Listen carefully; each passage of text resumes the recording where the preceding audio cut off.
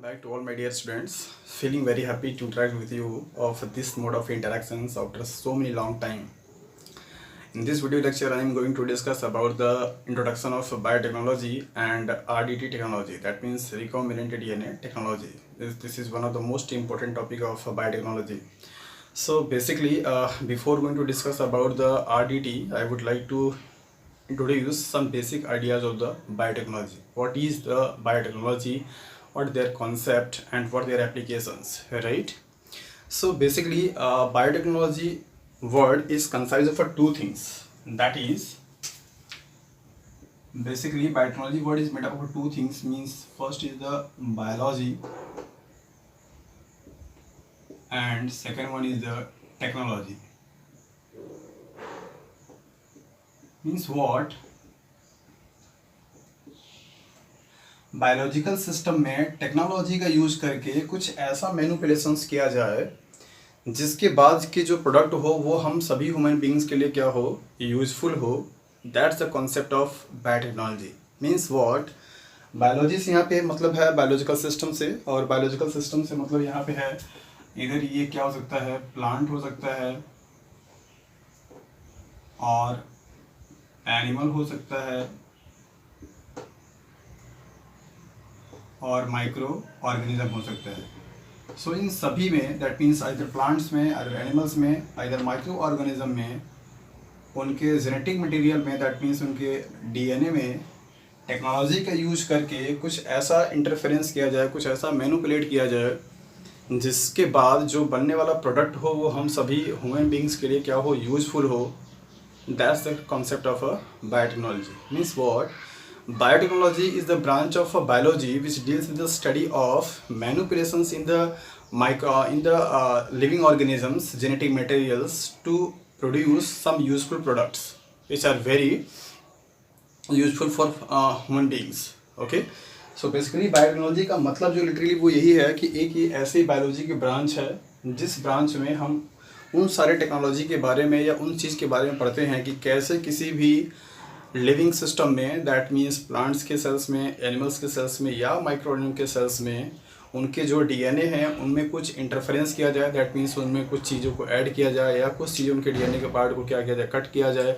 ऐसा करके अगर हम कुछ यूजफुल प्रोडक्ट को बना पाते हैं और वो यूजफुल प्रोडक्ट मतलब ये कि हम ह्यूमन बींग्स के लिए क्या हो, उपयोगी हो, यूजफुल हो. That's the concept of a biotechnology, right? आज के डेट में अगर हम लोग देखें तो बहुत सारे प्रोडक्ट अवेलेबल हैं मार्केट में जो कि हम सभी लोग यूज़ करते हैं फ्रीक्वेंटली, जो कि बायोटेक्नोलॉजी के द्वारा क्या की गई है, बनाई गई है, राइट? ऐसे एग्जांपल सबसे फर्स्ट ऑफ ले सकते हैं. अगर मेडिकल फील्ड की बात करें हम लोग, तो इंसुलिन आज के डेट में मोस्ट ऑफ दी जो सिटी के पीपल्स हैं वो सफ़र करते हैं डायबिटीज़ मेलाइटस से. और डायबिटीज़ मेलाइटस बेसिकली एक ऐसा डिजीज़ है जिसमें ग्लूकोज का लेवल जो होता है ब्लड में क्या करता है, रेस कर जाता है, राइट? हमारी बॉडी में मैकेनिज्म होता है कि जो ग्लूकोज के लेवल होते हैं उनको मेंटेन करने के लिए बेसिकली दो हार्मोन्स काम करते हैं, that is insulin and glucagon, right? तो अगर किसी भी पर्सन्स की बॉडी में अगर इंसुलिन की डेफिशिएंसी हो जाती है सो उनके बॉडी में जो ग्लूकोज का लेवल होता है वो मेंटेन नहीं हो पाता. दैट मीन्स वो रेस करता रहता है, बढ़ता जाता है.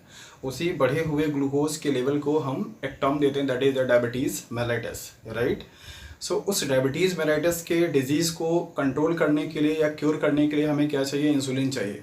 तो चूँकि अगर अब इंसुलिन बेसिकली कमी कैसे हो जा रही है, इंसुलिन जैसा कि आपको मालूम है कि पेंक्रियाज से निकलने वाला एक हार्मोन्स होता है. तो बेसिकली जितने भी ओबेसिटी या फैटी पीपल्स होते हैं उनकी बॉडी में इंसुलिन की वो सेल्स क्या होती है, डैमेज हो जाती है, जिसकी वजह से इंसुलिन का प्रोडक्शन क्या होता है, कम हो जाता है. और उनकी बॉडी में इंसुलिन के हार्मोन्स का क्या होता है, डिफिशियंसी हो जाती है. दैट्स वाई वो ग्लूकोज के लेवल को मेंटेन नहीं कर पाते हैं.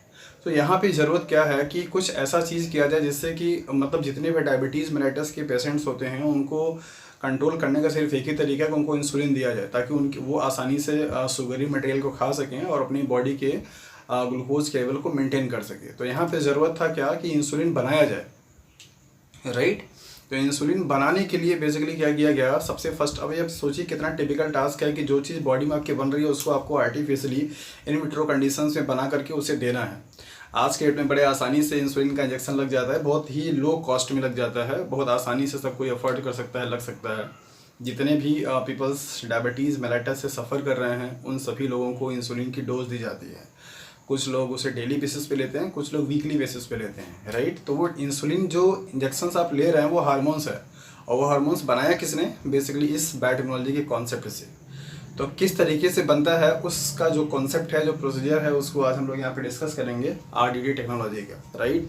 ये एक वो कॉन्सेप्ट है या प्रोसीजर्स है जिससे किसी भी डिज़ायर DNA को या डिज़ायर प्रोडक्ट को, प्रोटीन्स को हम बहुत आसानी से एम्पलीफाई कर सकते हैं, उसका नंबर ऑफ़ कॉपी क्या कर सकते हैं, बढ़ा सकते हैं, राइट। तो एक एग्जांपल मैंने आपको दिया कि मार्केट में अभी मेडिकल साइंस में इंसुलिन का जो मेडिसिन मिल रही है या इंसुलिन का जो इंजेक्शंस मिल रहा है, वो इंसुलिन का जो प्रोडक्शन हो पाया इन विट्रो कंडीशंस में, मीन्स लेबोरेटरी में, it's all because of the biotechnology, right. अगर एग्रीकल्चर के फील्ड में अगर हम बात करें तो एग्रीकल्चर के फील्ड में अगर आप देख सकते हैं आज के डेट में, पहले क्या होता था कि ऐसे टमाटर हुआ करते थे जो कि रेड होने के साथ साथ स्पॉयल हो जाते थे, सड़ जाते थे, जिसकी वजह से फार्मर्स को बहुत ज़्यादा लॉस हो जाता था। मतलब वो इतनी मेहनत से खेती करते थे, उसके बावजूद उनको उतना अच्छे तरीके से उनको उसको सेल करने का पैसा नहीं मिल पाता था, क्योंकि ट्रांसपोर्टेशन में वो जितने भी रेड टमाटर थे वो सब खराब हो जाते थे, राइट। मतलब उनको वो सड़ जाते थे। तो इस तरीके से उस टमाटर में ऐसा मैनिपुलेशन किया गया, ऐसा चेंजेस किया गया कि अभी आज के डेट में आप मार्केट में का टमाटर लीजिए, आपको देखने में पूरा एकदम रेड प्रॉपर लगेगा, लेकिन आप उसे टच करेंगे तो काफ़ी हार्ड रहता है, वो सड़ता नहीं है। हम सभी लोग उसको यूज़ कर रहे हैं, वो जो खा रहे हैं। मार्केट में जो टमाटर इस टाइम पे मिल रहा है वो बेसिकली जेनेटिकली मॉडिफाइड किया गया है, जिसका नाम है फ्लेवर स्लेवर टोमेटो, राइट। तो ये फ्लेवर स्लेवर जो टोमेटो बनाया गया वो बेसिकली इसी बायोटेक्नोलॉजी के हेल्प से बनाया गया, और उसका मेन पर्पज़ बेसिकली ये था कि जो फार्मर्स की इतनी अच्छी तरीके से क्रॉप का प्रोडक्शन करा करके वो बेचारे उसे सेल करना चाहते हैं, लेकिन वो सेल होने से पहले सड़ जाता था, तो उसमें नुकसान बहुत ज़्यादा हो जाता था। या फिर हम लोग भी जो कंज्यूमर्स होते थे, जो खरीद करके ले आते थे, पता लगा आप 60 रुपये किलो 1 kg का टमाटर खरीद करके ले आए, एक दिन बनाया, अगले दिन आपने देखा उसमें से 4, 6, 10 जो सड़ गए हैं, ख़राब हो गए, तो ऑब्वियसली ये लॉस हो रहा था। तो वहाँ पे टमाटर में कुछ ऐसा चेंजेस किया गया जिसकी वजह से बेसिकली आज के डेट का जो टमाटर है, आप देख लीजिए, प्रॉपर एकदम रेड रहेगा, लेकिन आप उसे टच करेंगे तो हार्ड रहता है। नहीं फील किया है तो फिर आप ट्राई कर सकते हैं, देख करके आपके भी घर में अवेलेबल है और आप उसे देख सकते हैं, राइट। तो बेसिकली ये एक एप्लीकेशंस है कि जिस तरीके से क्रॉप के फील्ड में, दैट मीन्स एग्रीकल्चर के फील्ड में बायोटेक्नोलॉजी का यूज करके कुछ ऐसे यूज़फुल क्रॉप बनाए जा रहे हैं, राइट। गोल्डन राइस का नाम प्रॉपर्ली आप लोगों ने सुना होगा बहुत अच्छे तरीके से, वो भी एक देन है किसकी, बायोटेक्नोलॉजी की। BT कॉटन का नाम आप लोगों ने सुना होगा, BT ब्रिंजल का नाम आप लोगों ने सुना होगा। आज के डेट में जो मार्केट में बैगन आते हैं, आप देखिए काफ़ी एकदम सॉफ्ट से रहते हैं, प्रॉपर एक शेप का रहता है, और उनमें कोई भी कीड़ा नहीं रहता है। पहले क्या होते थे कि बेचारे किसान बहुत अच्छे से मेहनत करके 3 महीने 4 महीने का टाइम देते थे, और जब सेलिंग की टाइम आती थी तो उन पर कीड़े लग जाते थे, जिससे कि उनका मार्केट में प्राइस बहुत कम हो जाता था। तो इस तरीके से बायोटेक्नोलॉजी का यूज करके उस ब्रिंजल के भी क्रॉप को मॉडिफाइड किया गया, और अभी आपके डेट में, आज के डेट में जो मार्केट में अवेलेबल है, आप देख सकते हैं कि काफ़ी अच्छा प्रॉपर एकदम शाइनिंग करता हुआ रहता है, और वो उसमें कीड़े नहीं लगते हैं। उसको हम BT ब्रिंजल के नाम से जानते हैं। वैसे ही स्वीट ओनियन का प्रोडक्शन हुआ। मतलब पहले ओनियन को काटने पे क्या होता था, ये टीयरिंग होना स्टार्ट हो जाती थी, मतलब आपको इरिटेशन होता था आइज़ में और काफ़ी दिक्कत होता था। बट अभी बायोटेक्नोलॉजी ने ऐसे एक ओनियन का प्रोडक्शन किया है, मॉडिफाइड किया है, जिसको भी आपको पीलिंग करने पर, मतलब छीलने पर या काटने पर कोई भी टीयरिंग नहीं होती है। तो ये कुछ एग्जांपल्स थे बायोटेक्नोलॉजी का, जो कि हमारी लाइफ में उसका यूज़फुल इम्पैक्ट है, राइट।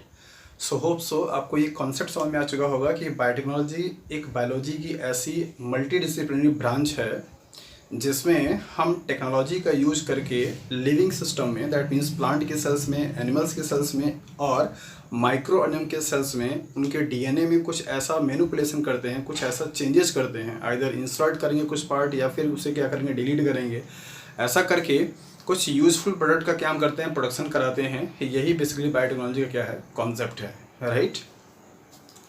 अब बायोटेक्नोलॉजी के कॉन्सेप्ट में आपका एक one of the most important topic है, दैट इज RDT, जो कि स्टैंड करता है रिकॉम्बिनेंट DNA टेक्नोलॉजी, और इसको हम और भी नाम से जानते हैं, जैसे और जीन क्लोनिंग। मोस्ट प्रोबेबली आप सब लोगों ने नाम सुना होगा, जीन क्लोनिंग या DNA क्लोनिंग,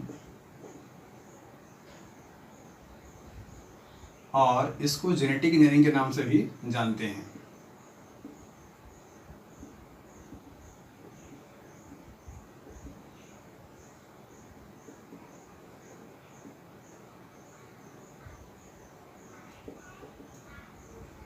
तो ये बेसिकली एक इंटरचेंजेबल टर्म्स हैं। That means recombinant DNA technology को हम आरडीटी के नाम से जानते हैं, इसी को हम जीन क्लोनिंग भी बोलते हैं, इसी को हम जेनेटिक इंजीनियरिंग भी बोलते हैं, कभी कभी मॉलिक्यूलर क्लोनिंग के नाम से भी जाना जाता है, राइट। तो क्या है ये आरडीटी और इसका क्या कॉन्सेप्ट है, किन किन चीज़ों की इसमें हमको ज़रूरत पड़ती है, क्या चीज़ ये, इसका क्या एप्लीकेशंस हैं, क्या इसके ऑब्जेक्टिव हैं, इन सारी चीज़ों के बारे में हम लोग डिस्कस करेंगे इस वीडियो में। Okay, so first of all RDT को समझने से पहले हम यहाँ पे समझ लेते हैं कि रिकॉम्बिनेंट डीएनए का मतलब क्या है। कुछ टर्म्स हैं जिनको इसकी जानना यहाँ पे ज़रूरी है, तो देख लेते हैं क्या क्या टर्मिनोलॉजी है जो कि आपको इस प्रोसीजर में यूज़ किया जाएगा। सो टर्मिनोलॉजी में आपको 3-4 वर्ड हैं यहाँ पे। नंबर पहला है रिकॉम्बिनेंट डीएनए।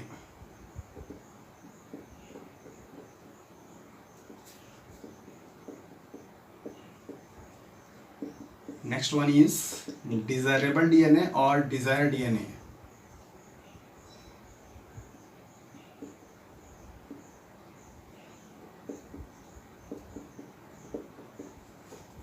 नंबर थर्ड है वेक्टर।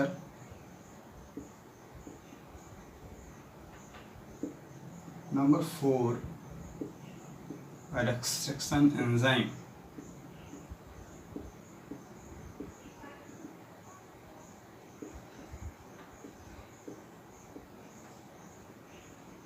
जिसको शॉर्ट में RE के नाम से भी जानते हैं। Number fifth ligase enzyme.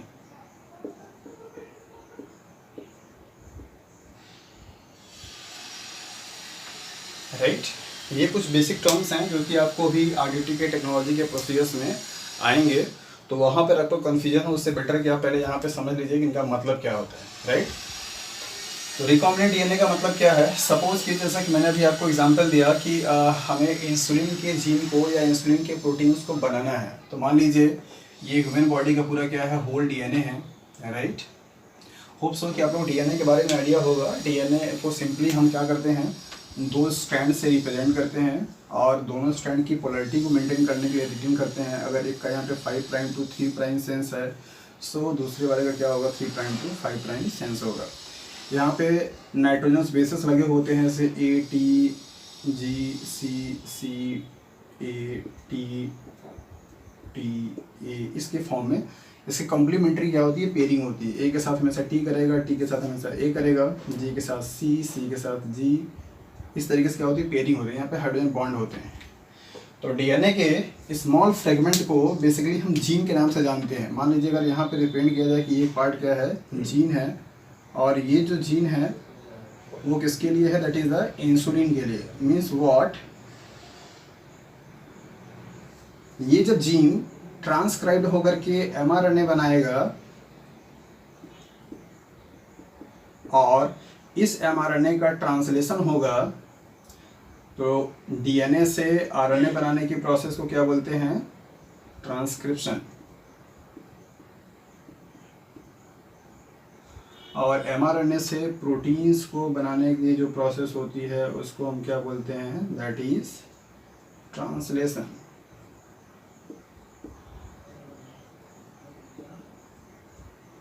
ये मान लीजिए हमारा क्या बनेगा, that is the insulin protein. Okay, तो gene means what, gene the segment of a DNA which encode a particular proteins, right. इस केस में अभी हम आपको यहाँ पे समझाना चाह रहे हैं कि रिकॉम्बिनेंट डीएनए का मॉलिक्यूल्स का मतलब क्या होता है। मान लीजिए ये पूरा ह्यूमन डीएनए है और इस ह्यूमन डीएनए में से बेसिकली ये वाला जो सेगमेंट है वो मान लीजिए क्या है, इंसुलिन को कोड करता है, राइट, ये पार्ट। तो जो डीएनए का पार्ट हमको ज़रूरत है एम्पलीफाई कराने के लिए या हमें उसे क्लोन कराने की ज़रूरत है, उस डीएनए के सेगमेंट को हम डिजायरेबल डीएनए के नाम से जानते हैं या टारगेट डीएनए के नाम से जानते हैं। तो राइट, इस केस में यहाँ पे ये वाला जो पार्ट होगा वो क्या हो जाएगा, that is the desired DNA. क्या हो जाएगा, डिजायर्ड डीएनए। डिजायर्ड डीएनए इसलिए क्योंकि इसको हमको ज़रूरत है, इसको हमको एम्पलीफाई कराना है, राइट। अब सपोज अगर इसको हम यहाँ पे ऐसे थोड़ा सा यहाँ से प्रिंट करें कट करके, तो ये मान लीजिए हमारा पार्ट क्या है, इंसुलिन का पार्ट है डीएनए का, जो कि हमारा डिजायर्ड डीएनए है। इस डीएनए को कैरी आउट करने के लिए एक व्हीकल की ज़रूरत होती है जिसे हम वेक्टर के नाम से जानते हैं, राइट। हम लोग डिस्कस करेंगे अभी वेक्टर के बारे में डिटेल में कि वेक्टर क्या हो सकता है, क्या उसकी प्रॉपर्टी होती है, कितने टाइप्स के हो सकते हैं। बट यहाँ के लिए वेक्टर को बेसिकली हम मोस्ट प्रोबेबली केसेस में प्लाज्मिड होता है, तो प्लाज्मिड एक क्या है, सर्कुलर डबल स्टैंडर्ड क्या होता है, डीएनए होता है। तो मान लीजिए यहाँ पे ये प्लाज्मिड है जो कि वेक्टर का काम कर रहा है, और वेक्टर का काम क्या होता है कि सिंपली जो भी डिजायरेबल डीएनए है उस डीएनए को कैरी आउट करके किसी होस्ट सेल में क्या किया जाए, इंसर्ट कराने में क्या करता है, हेल्प करता है। जिस तरीके से ट्रांसपोर्टेशंस के लिए हम अलग अलग व्हीकल्स यूज़ करते हैं, किसी भी गुड्स को, सामान को एक प्लेस से दूसरे प्लेस पे ट्रांसपोर्ट करने के लिए हमको क्या चाहिए, ट्रांसपोर्ट मटेरियल चाहिए, दैट मीन्स कोई व्हीकल चाहिए। वैसे ही जेनेटिक मटेरियल को, दैट मीन्स डीएनए को एक सेल्स से निकाल करके उसे दूसरे किसी सेल्स में इंट्रोड्यूस करने के लिए, इंसर्ट करने के लिए जिसकी ज़रूरत हमें पड़ती है, वो बेसिकली क्या है, that is a vector, right. So जब इस वेक्टर में सपोज ये ब्लैक वाला जो डीएनए है वो क्या है, हमारा डिज़ायर डीएनए है, राइट, और ये वेक्टर है। अभी इस दोनों को कंबाइन कर दिया जाए और यहाँ पे कुछ इस तरीके से स्ट्रक्चर आपको अगर दिखाई दे, प्लाज्मिड का भी पार्ट और ये डिजायर्ड डीएनए का भी पार्ट, तो इसको बेसिकली हम क्या बोलेंगे, that is a recombinant DNA. Means what, definition क्या हो जाएगा रिकॉम्बिनेंट डीएनए का, ऐसा डीएनए का सेगमेंट जिसमें बेसिकली डिजायर डीएनए का पार्ट भी क्या हो, इंक्लूड हो, इंसर्ट हो, उसको हम क्या बोलेंगे, that is the recombinant DNA. That means what, recombinant DNA means that is a vector containing DNA sequence of a desired DNA is known as a recombinant DNA। तो कोई ऐसा प्लाज्मिड या कोई ऐसा वेक्टर उसमें जिस जीन को या जिस जीन को, डीएनए को हमको क्या कराना है, एम्पलीफाई कराना है, वो भी क्या हो उसमें इंक्लूडेड हो, तो उसे हम क्या बोलेंगे, that is a recombinant DNA. तो यहाँ पे मैंने आपको कॉन्सेप्ट बताया, रिकॉम्बिनेंट डीएनए क्या है ये समझा दिया, डिजायर डीएनए क्या है ये आपको बता दिया, वेक्टर क्या होते हैं ये आपको बता दिया। तो वेक्टर और डिजायर डीएनए दोनों कंबाइन कर दिया तो क्या बन जाएगा, that is the recombinant DNA, right. Hope so ये तीनों चीज़ आपको समझ में आ चुका होगा। रेस्ट्रिक्शन एंजाइम क्या है, यहाँ पे आप ध्यान से देखिए। जैसे ये मान लीजिए मैंने आपको यहाँ पे बताया कि ये डीएनए का सीक्वेंस है। रेस्ट्रिक्शन एंजाइम एक न्यूक्लियस एंजाइम होता है, दैट मीन्स न्यूक्लिक एसिड को, मीन्स डीएनए या आरएनए को कट करने वाले एंजाइम्स को हम न्यूक्लियस के नाम से जानते हैं। न्यूक्लियस बेसिकली दो तरीके से हो सकते हैं, दैट इज एक्सोन्यूक्लियस और एंडोन्यूक्लियस, ओके। इसको यहाँ पे देख लीजिए। Basically nucleus is a class of enzyme which act और विच डिग्रेड द न्यूक्लिक एसिड। ये न्यूक्लिक एसिड को डिग्रेड करने वाले एंजाइम्स होते हैं। ये दो तरीके के हो सकते हैं, दैट इज द एक्सो और एंडो। एक्सो का मतलब ये होता है कि मान लीजिए अगर ये डीएनए है तो जब भी कोई एक्सो एंजाइम कट करेगा वो हमेशा टर्मिनल पे कट करता है, मतलब यहाँ पे कट लगा सकता है या यहाँ पे कट लगा सकता है। और एंडो का मतलब क्या होगा कि ये मान लीजिएगा डीएनए के स्ट्रैंड है तो वो इस टर्मिनल पॉइंट को छोड़ करके बीच में कहीं पे भी क्या कर सकता है, कट लगा सकता है, राइट। सो इंटरनली कट लगाने वाले क्लास ऑफ एंजाइम्स को बेसिकली हम एंडोन्यूक्लियस के नाम से जानते हैं, और हमेशा टनल पे कट करने वाले एंजाइम्स को हम एक्सोन्यूक्लियस के नाम से जानते हैं। सो रेस्ट्रिक्शन एंजाइम बेसिकली एक एंडोन्यूक्लियस का एग्जांपल है। मीन्स ये डीएनए के इंटरनल लीप पे क्या करता है, कट लगाता है। इसका नाम रेस्ट्रिक्शन एंजाइम क्यों पड़ा, बेसिकली इसका कॉन्सेप्ट एक अलग है जिसको हम अभी जब डिटेल में पढ़ाएंगे इसके बारे में तो बताएंगे। अभी आप सिर्फ ये जान लीजिए, जितने भी रेस्ट्रिक्शन एंजाइम होते हैं उनके पास एक स्पेसिफिक रिकॉग्निशन सीक्वेंस होती है, और वो सिर्फ उसी रिकॉग्निशन सीक्वेंस पे क्या कर सकते हैं, कट लगाते हैं। मतलब ये रेस्ट्रिक्शन एंजाइम एक ऐसा क्लास ऑफ एंजाइम है जो कि डीएनए को स्पेसिफिक स्पेस पे, मीन्स जगह पे क्या करता है, कट लगाता है। कट लगाने वाला एक एंजाइम है, दैट मीन्स डीएनए को ब्रेक डाउन करके छोटे छोटे पार्ट में कट करके स्मॉल फ्रेगमेंट बनाने के लिए जो जिस एंजाइम का यूज किया जाता है वो क्या है, that is the restriction endonuclease enzyme, that means RE, okay. तो जितने भी रेस्ट्रिक्शन एंजाइम होते हैं उन सभी का एक स्पेसिफिक सीक्वेंस होता है कट लगाने के लिए, और वो सिर्फ उसी स्पेसिफिक डीएनए के सीक्वेंस पे ही कट लगा सकते हैं। दैट्स वाई इनको हम रेस्ट्रिक्शन एंजाइम के नाम से भी जानते हैं, ओके। रेस्ट्रिक्शन एंजाइम मीन्स वो रेस्ट्रिक्टेड होते हैं किसी एक स्पेसिफिक पर्टिकुलर डीएनए के सीक्वेंस पे कट लगाने के लिए, ओके। तो इस एंजाइम का यूज हम कब करेंगे, डीएनए के एक डीएनए को कट करने के लिए, मीन्स फ्रेगमेंट करने के लिए, तो जो कि इसको कट करने के लिए यूज़ किया था, दैट्स वाई रेस्ट्रिक्शन एंजाइम को हम मॉलिक्यूलर सीजर के नाम से भी जानते हैं। एंट्रेंस एग्जाम में बहुत ही फ्रीक्वेंटली ये क्वेश्चंस पूछे जाते हैं, which enzyme is known as the molecular scissor. So restriction enzyme is known as a molecular scissor because इसको यूज़ किया जाता है डीएनए को फ्रेगमेंट करने के लिए या कट लगाने के लिए, राइट। किसी भी डीएनए के पार्ट को अगर आपको निकालना है कट करके, तो वहाँ पे हम रेस्ट्रिक्शन एंजाइम को क्या करते हैं, यूज़ करते हैं। लास्ट है लाइगेज एंजाइम। लाइगेज एंजाइम का काम क्या होता है कि दो डीएनए के फ्रेगमेंट को, सपोज ये दो डीएनए हैं और इनको क्या करना है, ऐड करना है, राइट। ये ऐड करके बेसिकली कैसे बन जाएंगे, लाइक दैट।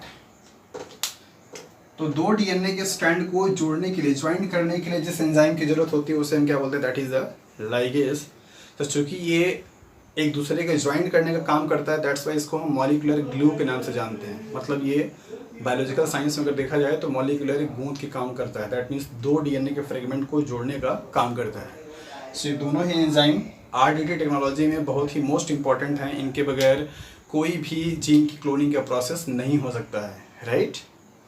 तो मॉलिक्यूलर ग्लू इनको क्यों बोलते हैं, क्योंकि ये दो डीएनए के फ्रेगमेंट को ज्वाइन करते हैं। मॉलिक्यूलर सीजर इनको क्यों बोलते हैं, क्योंकि ये दो डीएनए के फ्रेगमेंट को, मतलब डीएनए को फ्रेगमेंट में अलग अलग करते हैं, मीन्स कट लगाते हैं, राइट। तो ये कुछ बेसिक कॉन्सेप्ट है कि बेसिकली डिजायर्ड डीएनए का कॉन्सेप्ट क्या होगा, रिकॉम्बिनेंट डीएनए का क्या कॉन्सेप्ट होगा, वेक्टर क्या होंगे, रेस्ट्रिक्शन एंजाइम क्या होगा, या लाइगेज एंजाइम क्या होंगे। सो होप सो आप लोगों को ये समझ में आ गया होगा। अब हम लोग आते हैं रिकॉम्बिनेंट डीएनए टेक्नोलॉजी के प्रोसीजर्स पे, राइट। प्रोटोकॉल देख लेते हैं कि यहाँ पे क्या प्रोटोकॉल फॉलो होता है कि रिकॉम्बिनेंट डीएनए टेक्नोलॉजी। सपोज जैसा कि मैंने आपको बताया कि जिस डीएनए को हमको एम्पलीफाई करना उसका सोर्स होना चाहिए। मान लीजिए यहाँ पे हम एक एग्जांपल ले लेते हैं, केस ले लेते हैं रैट का, कि रैट हमारा क्या है, एक सोर्स ऑफ डीएनए है जो कि डिजायरेबल डीएनए को कंटेन किया हुआ है, राइट। ओके, सो रैट यहाँ पे यूज हो रहा है as a source of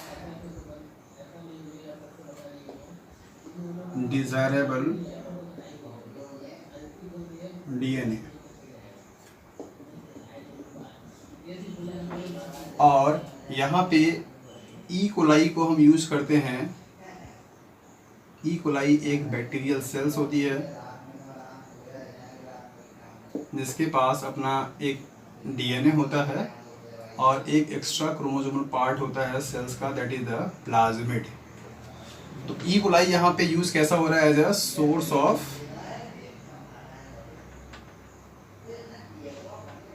of vector. Vector means plasmid.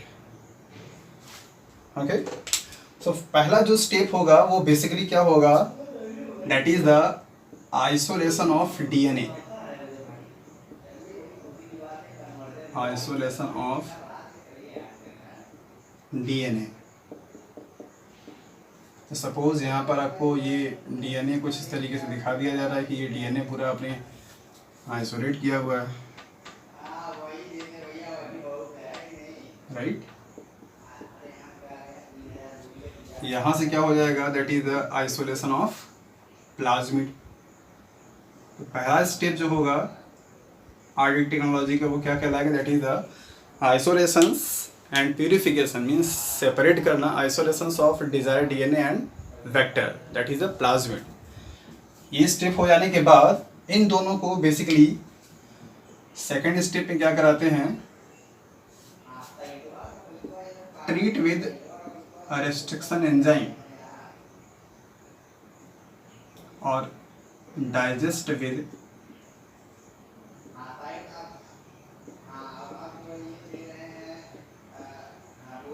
Same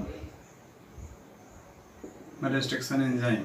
मतलब एक ही रेस्ट्रिक्शन एंजाइम से इस डीएनए को भी कट लगाएंगे और इसको भी क्या करेंगे, कट लगाएंगे। रेस्ट्रिक्शन एंजाइम का जो कट लगाने का तरीका होता है, जैसे मान लीजिए अगर मैं यहाँ पे एक सीक्वेंस की बात करूँ कि रेस्ट्रिक्शन एंजाइम जो है यहाँ पे कट लगा रहा है,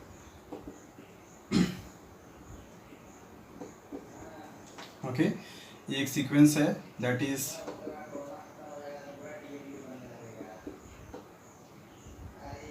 इस सीक्वेंस देखिए कुछ एक स्पेसिफिक चीज़ है, क्या है इस सीक्वेंस में। अगर आप देखें, मान लीजिए अगर ये डीएनए का सीक्वेंस जो कि अगर इसको हम 5 प्राइम टू 3 प्राइम अगर इसको सेंस करें तो ये आपका क्या होगा 3 प्राइम टू 5 प्राइम, राइट। यहाँ पे आप देखिए दोनों स्ट्रैंड का अगर आप रीडिंग सेंस देखेंगे तो सेम आएगा। 5 प्राइम टू 3 प्राइम पे क्या है GATAC, यहाँ पे भी देखिए तो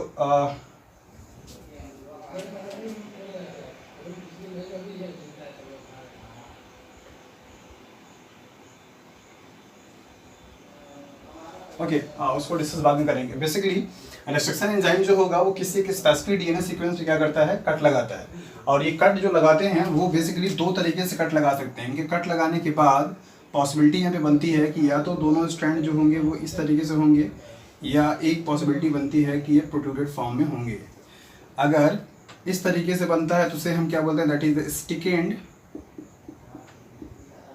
ये सबको बाद में हम लोग डिस्कस करेंगे बहुत अच्छे तरीके से डिटेल में जब पढ़ाएंगे आपको रेस्ट्रिक्शन एंजाइम तो। और इसको क्या बोलते हैं, ब्लंट एंड।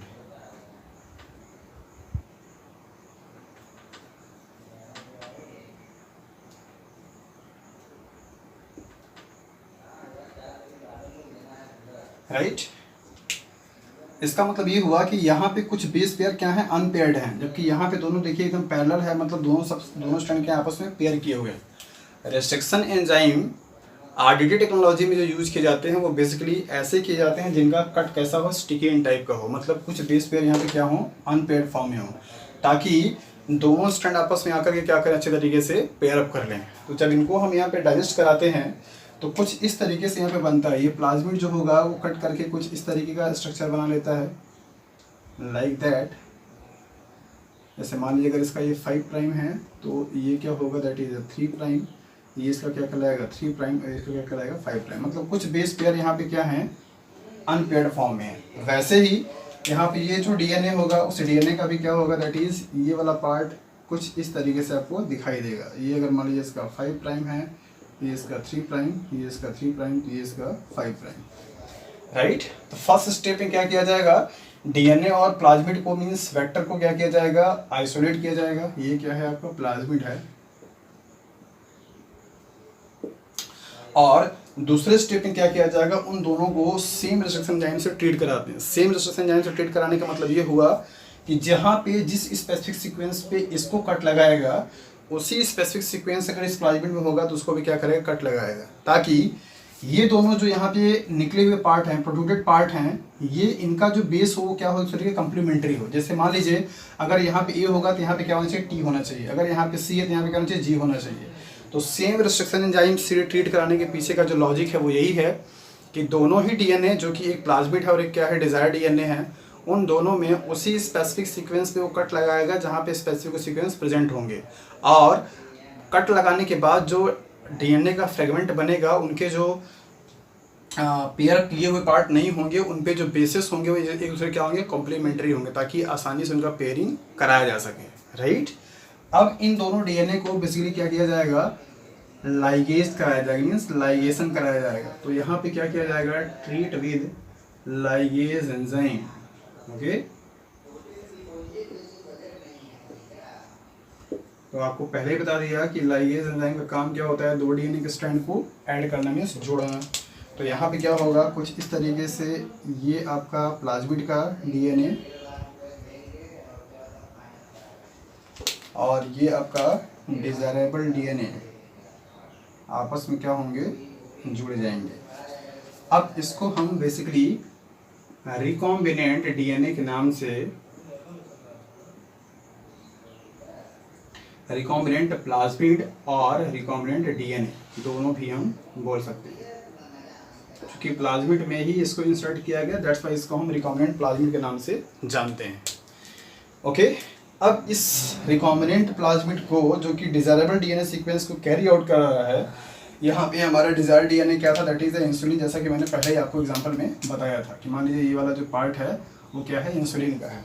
अब ये रिकॉम्बिनेंट जो डीएनए बना है इसको बेसिकली हमको किसी ऐसे सेल्स में इंट्रोड्यूस कराना है जिस सेल्स का जो रेप्लिकेशन रेट है, दैट मीन्स जो डिवीजन करने की रेट है वो बहुत ही फास्ट हो, कम टाइम में मैक्सिमम नंबर ऑफ कॉपी बना सके, राइट। हमारा टारगेट यही था कि उसको हम ज़्यादा से ज़्यादा प्रोडक्शन कराना चाहते हैं।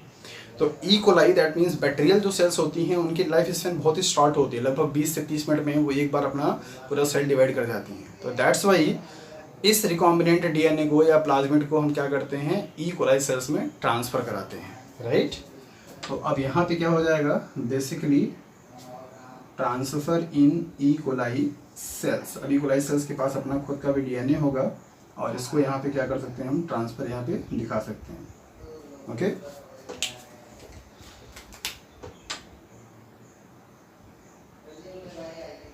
अब ये जो सेल होगा यहाँ पे क्या है, step that is the transfer of recombinant plasmid, okay. अब यहाँ पे पॉसिबिलिटी ये बनती है कि मान लीजिए अगर आपके पास यहाँ पे रिकॉम्बिनेंट डीएनए का मॉलिक्यूल्स प्लाज्मिड था और उसको आपने 10, 20 या 25 बैक्टीरिया में इंट्रोड्यूस कराया, तो इंट्रोड्यूस कैसे कराएंगे ये भी एक टिपिकल टास्क है।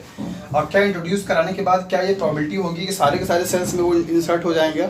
ऐसा नहीं होता है, कुछ सेल्स में अपटेक हो भी सकता है और कुछ सेल्स में नहीं हो सकता है। तो उसके लिए बेसिकली क्या है, हमको एक स्क्रीनिंग करनी पड़ती है, चेकआउट करना पड़ता है कि कौन से ई कोलाई के सेल्स में बेसिकली वो रिकॉम्बिनेंट डीएनए क्या हुआ है, पास आउट मीन्स इंसर्ट हुआ है, ट्रांसफ़र हुआ है, और किस में नहीं हुआ है। तो अगला जो स्टेप होता है वो बेसिकली क्या है, दैट इज़ द स्क्रीनिंग का। स्क्रीनिंग से मतलब यहाँ पे ये है कि ये पता करना कि कौन सा ई कोलाई का सेल्स बेसिकली इस रिकॉम्बिनेंट प्लाज्मिड को कंटेन किया है और कौन सा नहीं किया है। स्क्रीनिंग के लिए हमारे पास 2-3 मेथड होते हैं, that is the blue white test के नाम से भी जाना जाता है, इनएक्टिवेशन मेथड के नाम से जाना जाता है, और डायरेक्ट मेथड के नाम से भी जानते हैं। उन सब मेथड को हम लोग बाद में नेक्स्ट वीडियो में स्टडी करेंगे। स्क्रीनिंग करने के बाद जैसे मान लीजिए सपोज यहाँ पे हमारे पास 5-6 सेल्स था, जिसमें से मान लीजिए फाइनली आया एक जो सेल्स है उसके पास ये रिकॉम्बिनेंट नहीं है, राइट। दूसरी वाली जो सेल्स है वो बेसिकली क्या है, मान लीजिए रिकॉम्बिनेंट डीएनए को कंटेन करता है, मतलब ये वाले पार्ट को कंटेन करता है, राइट। अब इसके बाद इसका क्या कराना है, मल्टीप्लिकेशन मीन्स एम्पलीफिकेशन। अब इसको हम क्या करते हैं, ग्रो कराते हैं कल्चर मीडिया में, और ये ढेर सारे सेल्स क्या होता है, बन जाते हैं। और जितना सेल्स बनेगा उतना नंबर ऑफ क्या होगा, इसका कॉपी भी बनता जाता है, राइट। तो इस तरीके से हमारा जो डिज़ायरेबल पार्ट होगा डीएनए का, उसका नंबर ऑफ कॉपी जो है ज़्यादा तैयार हो जाती हैं, राइट। या उसके द्वारा बनने वाली जो प्रोटीन्स होती हैं वो प्रोटीन का मात्रा भी क्या होता है, बहुत ज़्यादा अमाउंट में बन जाता है। यहाँ पे चूँकि हम लोग एग्जांपल पहले लेकर चल रहे थे इंसुलिन का, जो कि एक प्रोटीन है, तो बेसिकली जितनी बार वो बैक्टीरिया सेल्स डिवाइड करेगा उतनी बार वो रिकॉम्बिनेंट वाला जो प्रोटीन डीएनए होगा वो ट्रांसक्रिप्शंस करेगा, ट्रांसलेशन करेगा, ट्रांसलेशन करके क्या करेगा, प्रोटीन्स को बनाएगा, और अल्टीमेटली हमें उसी प्रोटीन्स को क्या करना है, आइसोलेट करना है। तो रिकॉम्बिनेंट डीएनए टेक्नोलॉजी का जो प्रोसीजर है वो थोड़ा कॉम्प्लेक्स होता है और इतने स्टेप्स होते हैं यहाँ पर, आपको ये ध्यान में रखना होता है। और आपके एग्ज़ाम में ये 10 मार्क्स या 7 मार्क्स के क्वेश्चंस में आता भी है, तो ये फ्लो चार्ट आपको बनाना पड़ेगा कि रिकॉम्बिनेंट टेक्नोलॉजी में सबसे पहले जो चीज़ की ज़रूरत है वो क्या है, सोर्स ऑफ डीएनए। मतलब जिस चीज़ को आपको एम्पलीफाई करना है वो डीएनए का सोर्स आपको होना चाहिए, और कोई एक सुटेबल वेक्टर होना चाहिए या वेक्टर का सोर्स होना चाहिए। तो यहाँ पर मैंने आपको एग्जाम्पल लेके चला था कि मान लीजिए रैट है जो कि सोर्स ऑफ डीएनए है, और उसके डीएनए में से हमको इंसुलिन के जीन को क्या करना है, एम्पलीफाई करना है, या इंसुलिन के प्रोटीन्स का प्रोडक्शन कराना है, राइट। तो यहाँ पर पहले इनका क्या किया जाएगा, आइसोलेशन किया जाएगा, मतलब इनके सेल्स से डीएनए को निकाला जाएगा और ई कोलाई के सेल्स से प्लाज्मिड को निकाला जाएगा। That means first step of the RDT is that is the isolation. अगर यहाँ पे समराइज करें हम लोग तो देख सकते हैं स्टेप्स क्या क्या हो जाएंगे। नंबर फर्स्ट स्टेप होगा that is isolation of DNA and vector. Second step क्या होगा, digestion with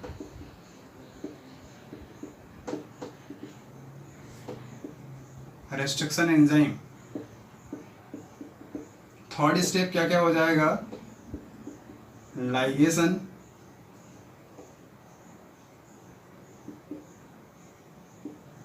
with ligase enzyme.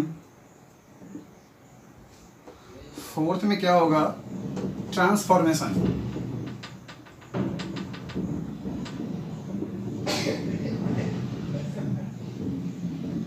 Transformation of recombinant plasmid into a host cell. Host cell से मतलब यहाँ पे क्या है, that is the E coli. क्यों कराया गया ये आपको बता दिया गया. नेक्स्ट स्टेप में क्या होगा, स्क्रीनिंग. उसका चेकआउट करना कि क्या वो ट्रांसफर हुआ भी है या नहीं. Screening of recombinant sales.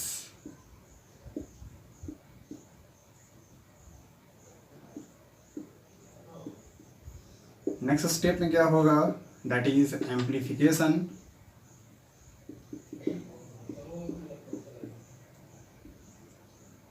And last step में क्या होगा, that is the purification of product.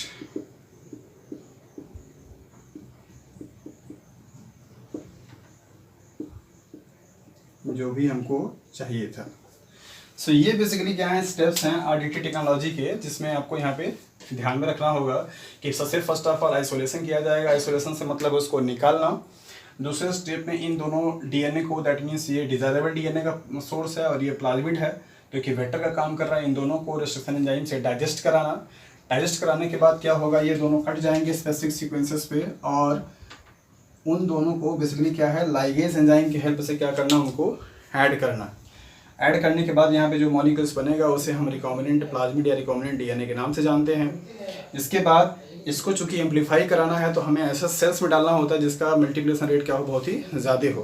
तो यहाँ पे ई कोलाई सेल्स को हम होस्ट सेल के नाम से जानते हैं, तो उसको हम ट्रांसफ़र करेंगे. ट्रांसफ़र करने के बाद हमको ये चेकआउट करना होता है कि क्या ये जो हमने आप इसमें डाला है कितने सेल्स में गया है, कितने सेल्स में नहीं गया है. उसको हम स्क्रीनिंग बोलते हैं. स्क्रीनिंग करने के बाद अभी पता चल जाता है कि इस वाले सेल्स में ट्रांसफ़र हुआ है, उसको कल्चर मीडियम क्या करते हैं, ग्रो कराते हैं. दैट मीन्स न्यूट्रिएंट प्रोवाइड करते हैं और बहुत ज़्यादा सेल्स में क्या करता है, वो डिवाइड हो जाता है. जितने सेल्स बनेंगे उतना ज़्यादा उसका कॉपी तैयार हो जाएगा. तो इस तरीके से हमको जो डिज़ायरेबल प्रोडक्ट होता है, दैट मीन्स प्रोटीन होती हैं, वो हमको बहुत आसानी से मिल जाता है. Right. So that's all about the RDT concept. That means क्या इसका प्रोसीजर होता है. एप्लीकेशंस आपको बता दिया कि बेसिकली इसका क्या है कि हमें जब किसी भी प्रोटीन्स को या जब किसी भी डीएनए को अगर उसके मैक्सिमम नंबर ऑफ कॉपी की ज़रूरत होती है तो उस टाइम पे हम आरडीटी टेक्नोलॉजी क्या करते हैं, यूज़ करते हैं. राइट. ये इसका objective. That means to obtain the maximum number of copies और मोर अमाउंट ऑफ प्रोडक्ट को ऑब्टेन करने के लिए बेसिकली हम आरडीटी टेक्नोलॉजी क्या करते हैं, यूज़ करते हैं. ओके. तो होप सो कि आप लोगों को आरडीटी का जो कॉन्सेप्ट है वो समझ में आ गया होगा. इसमें जो एंजाइम्स यूज़ किएंगे उनका फंक्शन मैंने आपको बता दिया कि क्या होता है और किस तरीके से इनका ये प्रोटोकॉल यहाँ पे परफॉर्म किया जाता है. राइट. ये एक बेसिक प्रोटोकॉल है जो कि किसी भी जीन की क्लोनिंग के लिए यूज किया जाएगा. एक छोटा सा सवाल आप लोगों से यहाँ पे है कि जीन का जो क्लोनिंग है उसको बेसिकली हम दो तरीके से कर सकते हैं, जैसे एक इन विट्रो कंडीशन में और एक इन विवो कंडीशन में. ये जो आपको पढ़ाया गया ये इन विवो का कॉन्सेप्ट है. दैट मीन्स लिविंग सिस्टम्स के इनसाइड में है, मतलब आप यहाँ पे क्लोनिंग जो करा रहे हैं वो किसी लिविंग सिस्टम में करा रहे हैं. इन विट्रो का मतलब होता है किसी टेस्ट ट्यूब में या लेबोरेटरी में कराया जाता है. जैसे पीसीआर का नाम आप लोगों ने सुना होगा मोस्ट प्रोबेबली. पीसीआर को हम यूज़ करते हैं कि किसी भी डीएनए के सेगमेंट को एम्पलीफाई करने के लिए बहुत आसानी से, बहुत जल्दी, कम टाइम में बहुत आसानी से कॉपी हो जाता है. तो अगर हमारे पास पीसीआर जैसी पोर्टेबल टेक्निक है किसी भी डीएनए के सीक्वेंस को एम्पलीफाई करके नंबर ऑफ कॉपीज बनाने के लिए, देन वाई हम यहाँ पे आरडीटी टेक्नोलॉजी को क्यों यूज कर रहे हैं, जो कि इतना पैनिक और इतना लॉन्ग प्रोसेस है. सो इस क्वेश्चन को आंसर आप लोग करेंगे अगर आपको ये समझ में सही से आया होगा तो. राइट. आप कमेंट बॉक्स में लिख के बताइए कि क्यों हम पीसीआर टेक्निक को यूज नहीं कर सकते हैं इसकी जगह पे, या अगर हमारे पास पीसीआर जैसी टेक्निक है जो कि डीएनए के एक छोटे से पार्ट को बहुत आसानी से एम्पलीफाई कर सकता है, तो फिर हम इस आरडीटी टेक्नोलॉजी का यूज़ क्यों कर रहे हैं. ओके. ये आप लोगों के लिए इस पूरी होल वीडियो से क्वेश्चंस हैं. बाकी जो इंपॉर्टेंट चीज़ें थी मैंने आपको बता दिया कि मॉलिक्यूलर सीजर क्या है, मॉलिक्यूलर ग्लू क्या है, आरडीटी का कॉन्सेप्ट क्या है, क्यों इसको हम यूज़ करते हैं, क्या इसका एप्लीकेशंस है. जब किसी भी स्पेसिफिक डीएनए के सीक्वेंस को, जीन को क्लोन करना होता है, उसका नंबर ऑफ कॉपी तैयार करना होता है, या उसके द्वारा बनने वाले जो प्रोटीन्स होते हैं उनको बहुत ज़्यादा अमाउंट में हमको ज़रूरत होती है, तो उस कंडीशंस में हम आरडीटी टेक्नोलॉजी क्या करते हैं, यूज़ करते हैं. So that's it all about the RDT technology, that means recombinant DNA technology. Hope so ये आप लोगों को समझ में आ गया होगा. If anyone have any doubt and queries, so please put your informations in the comment box so I can reply you. So thanks for watching this video.